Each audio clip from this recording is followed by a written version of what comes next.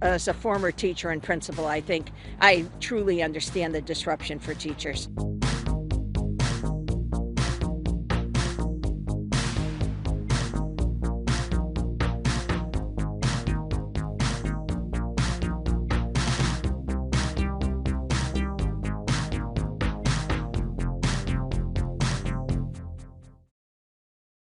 Hey there, thanks for checking out CNBC on YouTube. Be sure to subscribe to stay up to date on all of the day's biggest stories. You can also click on any of the videos around me to watch the latest from CNBC.